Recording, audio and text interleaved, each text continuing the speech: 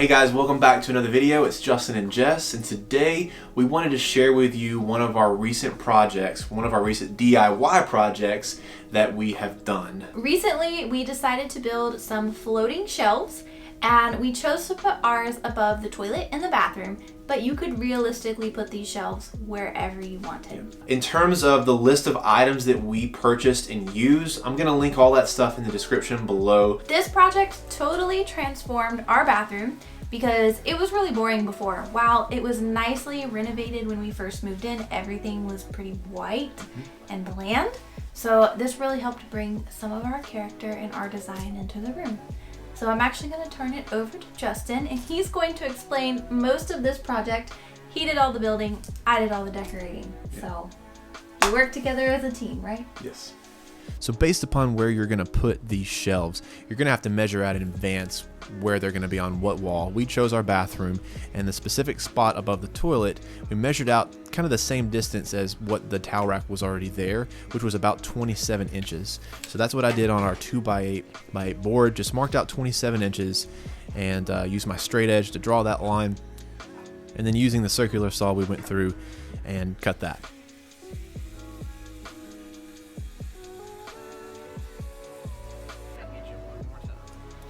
And just to get that second board, do the exact same thing.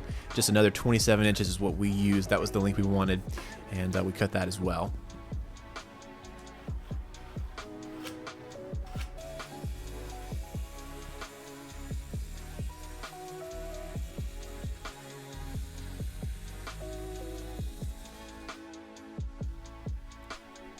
And as you can tell, I'm a perfectionist, so I had to go through and make sure everything was straight and even. The next step of this process is to drill the holes for the dowels. And you have to figure out where you want those holes. I chose about 1 inch or so inside of the shelf, and then right dead center in the middle. And then what you want to do is figure out, well, how far do you want those dowels to go in? And it was about 4 inches for us. And so I just measured out what that drill bit was 4 inches. And you can put a piece of tape there at the top to kind of be an indicator, but right where it starts to smooth out at the top of the drill is about 4 inches, so I just used that as a marker. And then I clamped the two boards together to keep them even, a little bit more support as well, and then you just drill down to that spot and then repeat the same thing in all other sections.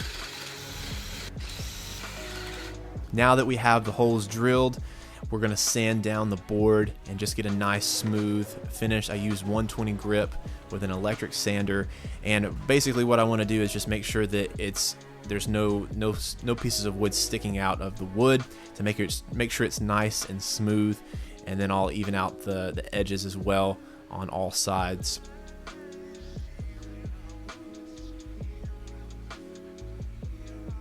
After this is the hard part. It's ripping the boards. We had a tough time for this, and we actually had to go through a couple of spare pieces of board just to practice to make sure that we got it straight. So I marked 1.5 inches on the inside of that board, and then used the straight edge to draw the rest of the line. And then I had a little adapter that you can put on a circular saw to help with a guide. And then we just ripped the board, and it was as simple as that.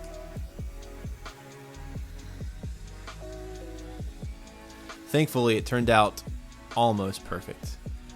Just a little crooked, but not enough where anybody is going to notice. And that's okay. It doesn't have to be absolutely perfect.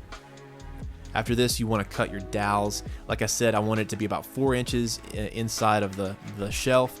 So I just measured 4 inches off of the dowel and just cut 6 of those. So I had 2 shelves, 3 each, so 6.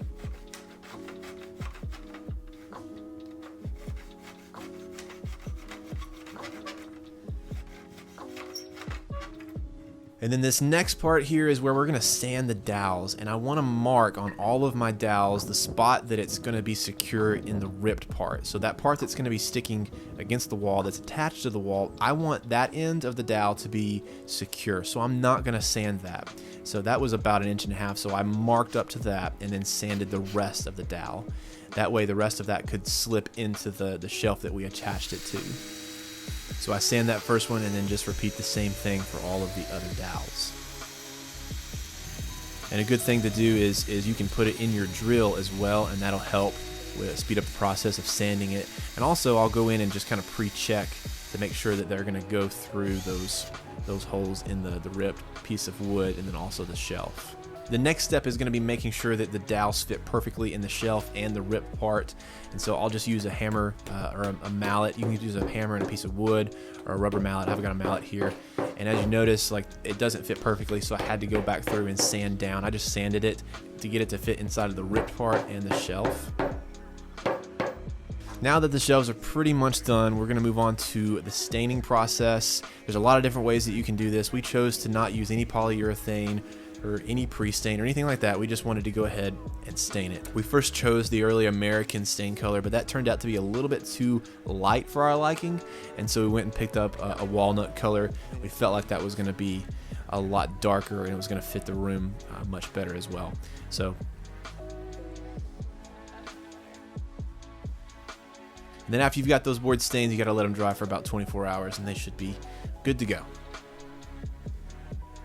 So the next part is actually installing it into your wall. You can use wall anchors in this process, or you can try to find your studs and just go straight into the stud.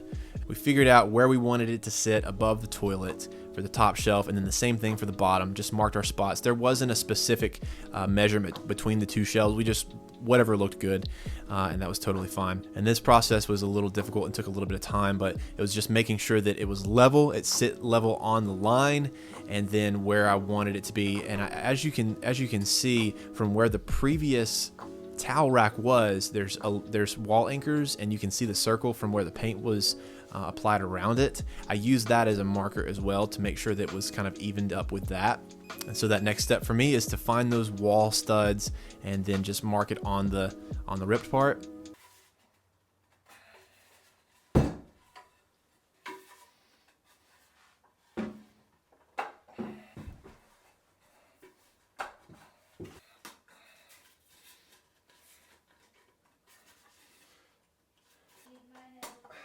And then you want to make sure that you pre-drill a pilot hole straight through the ripped part and then straight through the stud so that that screw can grasp into the stud.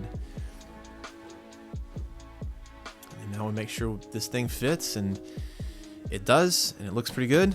And we just repeat the same thing with the bottom one, and I just use my leveler to make sure that's level. And then I also use the level to level it with the top one vertically. Same thing. Pilot holes and then drill it, and then you should be good. And yeah, that's pretty much it. And as you can see, that top one is a little loose, so all I did is took the shelf off and then got another screw on the left side of the stud because it was a little loose on the left side, and just drilled straight up into the stud at an angle to try to grasp that ripped part into the wall a little bit more sturdy.